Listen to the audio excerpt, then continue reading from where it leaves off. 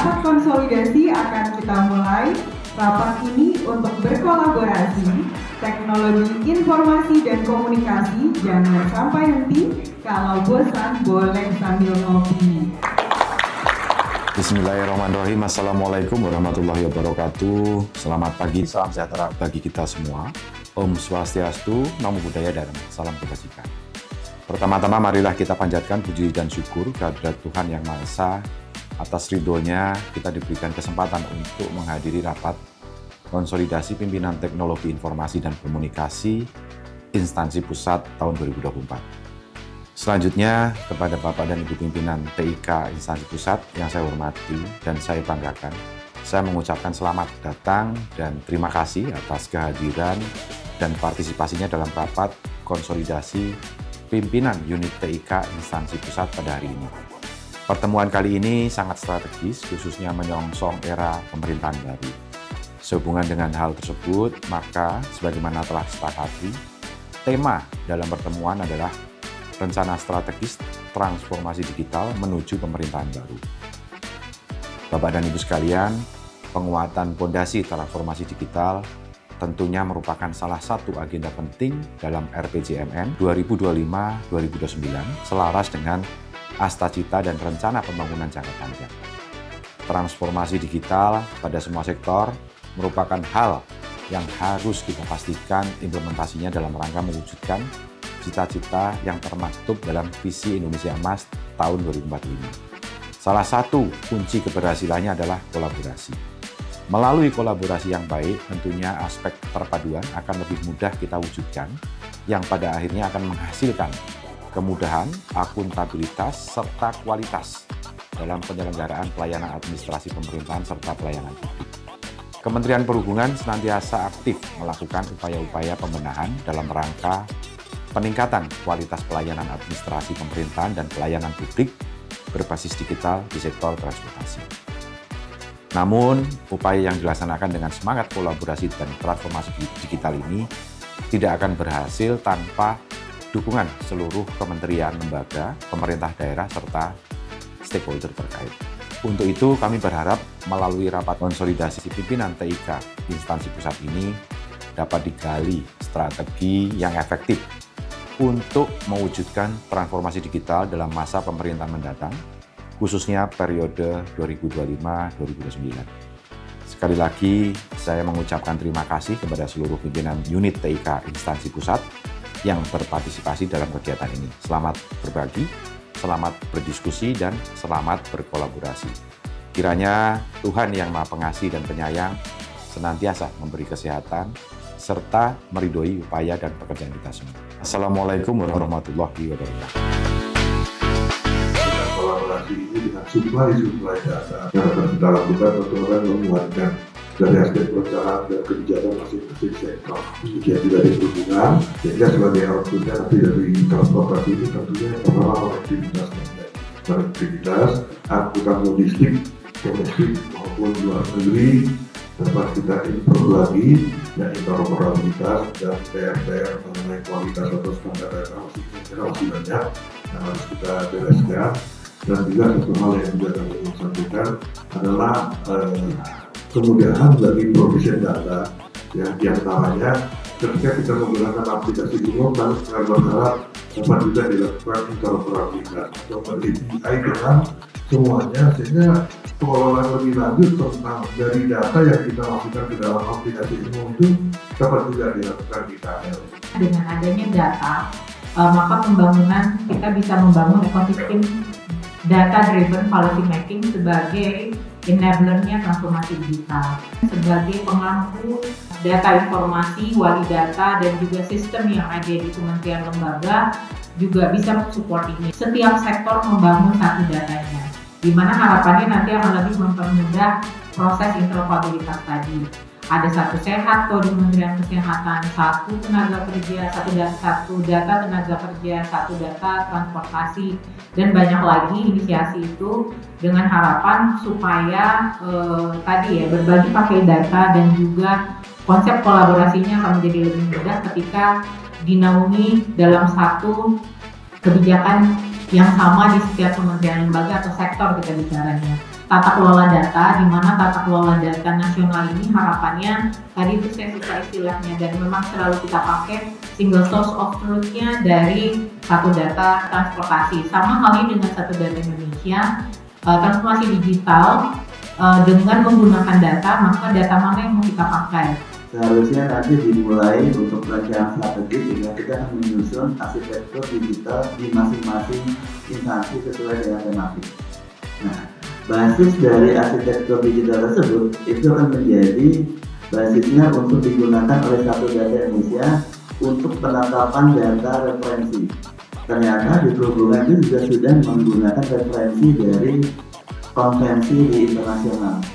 Nah, ini mungkin Bapak semuanya, kalau nanti ini akan menjadi referensi untuk menyusun rencana strategis, mohon sudah mulai untuk bisa melihat konvensi apa saja yang di internasional yang nantinya akan menjadi referensi kita pada saat ekspansi global. Sebagus apapun layanan digital pemerintah, pada saat ada kejadian keamanan informasi, maka kepercayaan itu langsung sirna. Nah, sehingga kita meminta kepada Bapak Ibu semuanya nantinya kriptografi as a service, kriptografi untuk data kriptografi. Jadi sejak awal kita sudah harus memikirkan pada saat kita akan menghasilkan data, maka data tersebut sudah diamankan sejak awal. Saya lihat mungkin ada beberapa KL yang unit kerja IT-nya itu dua, ada Pusdatin, tapi satunya itu yang anggarannya besar-besar. Itu kan ya memang tidak ada standar, Pak. Mungkin tugasnya Kemenpan misalnya apakah Pusdatin ini misalnya hanya layanan, unsurnya begitu gitu ya.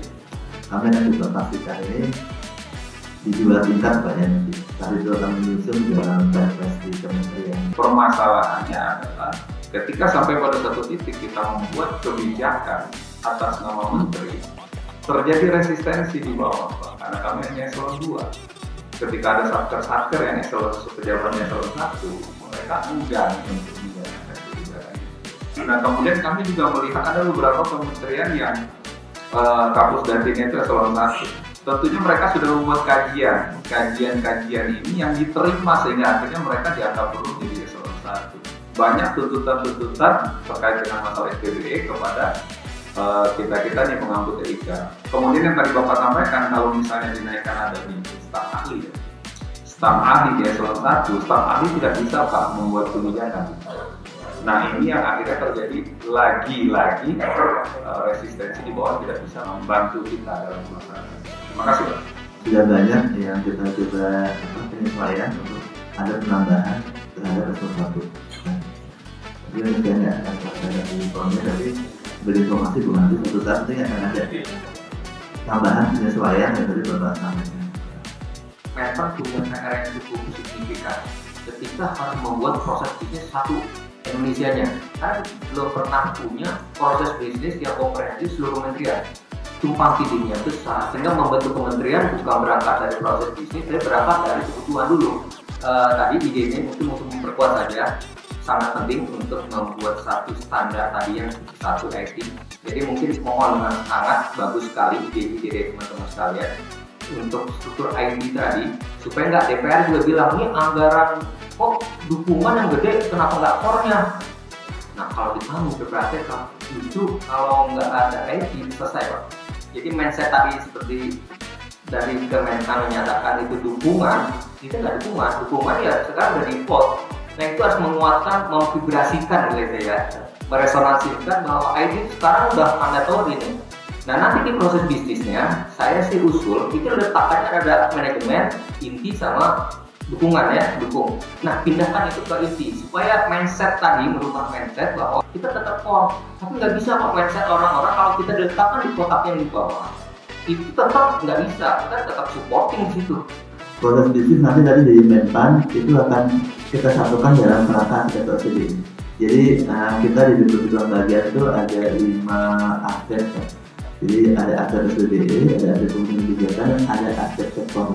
Kita sudah sepakat di aspek sektor bahwa tidak perlu ada lagi untuk pembuatan proses bisnis untuk menggunakan tools yang berbeda. Jadi toolsnya itu sudah sama, ada toolsnya yang menggunakan arsitektur SPBE. Berat perjuangannya untuk melakukan ini semua. Nah, namun bagaimana? Nggak selalu bisa kita mendapatkan komunikasi yang tepat, nggak selalu kita bisa mendapatkan dukungan yang tepat. Tapi satu hal barangkali ya. Ketika amanat ini kemudian datang clear dari pimpinan tertinggi, presiden, atau mungkin Pak B, ini akan sangat mudah kami tuliskan, baik itu secara tertulis ataupun berupa statement. Poin paling penting sebetulnya kalau dari kami terkait dengan penilaian ini, mungkin saya setuju bahwa memang tidak bisa hanya dilihat atau diukur dari aspek kematangan internal pengelola. Karena IT itu kaitannya ke user experience. Asesor pun harus hands-on langsung ke lapangan, Pak, supaya melihat, merasakan, karena IT itu harus dirasakan.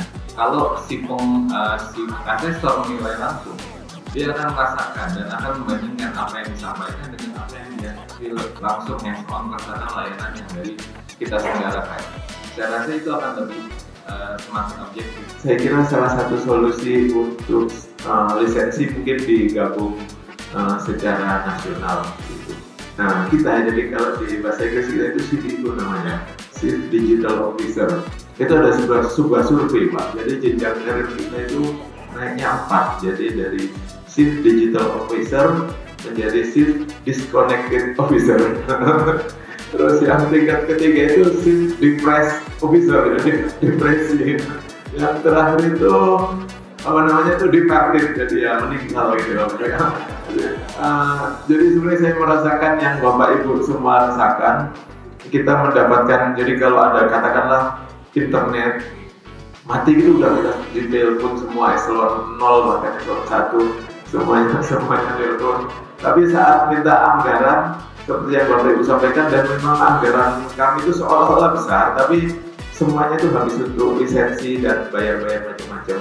Makanya kami berharap tujuan pembangunan pusat data nasional itu kembali diperbaiki. Begitu juga nanti dalam aspek pendanaan penganggarannya. Nanti juga akan ada pendanaan untuk penganggaran secara terpusat. Tapi kembali lagi, untuk bisa mengidentifikasi penganggaran secara terpusat, nanti kan terbentuk arsitektur digitalnya supaya nanti itu bisa langsung dipakaikan kepada semua instansi.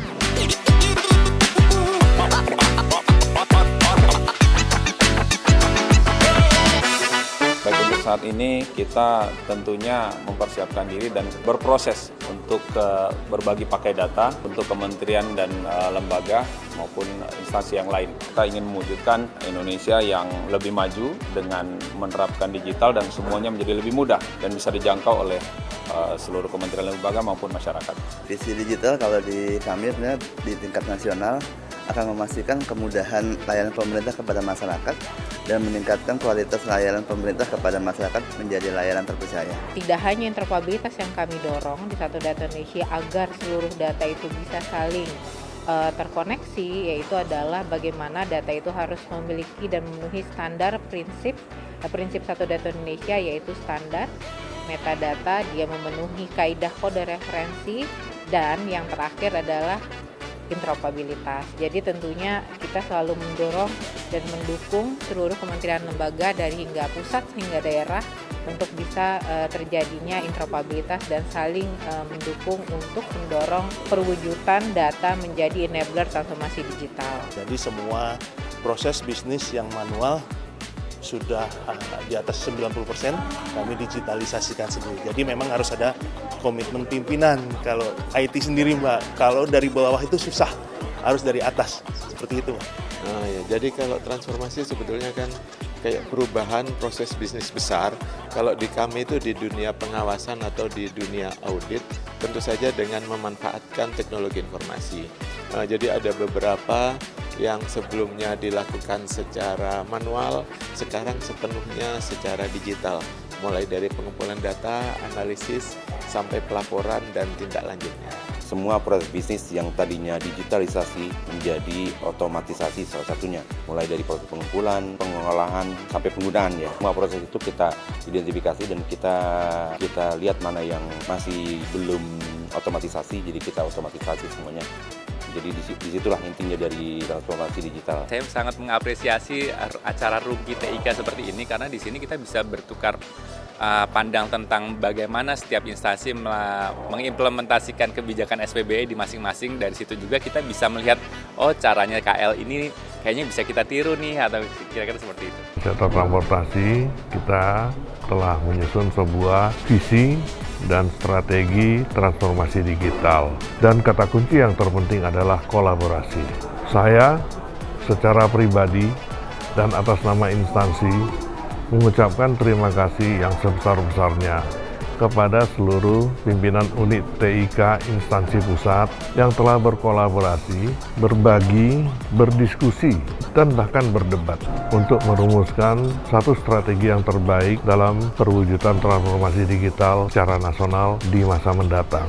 Semoga semua upaya-upaya yang kita lakukan, kolaborasi yang kita lakukan semakin meningkat dan membuahkan hasil-hasil yang baik bagi peningkatan pelayanan berbasis digital, baik dalam pelayanan administrasi pemerintahan maupun dalam pelayanan publik di Indonesia. Selamat sekali lagi, kiranya Tuhan meridhoi dan memberkati upaya-upaya kita demi kepentingan bangsa dan negara.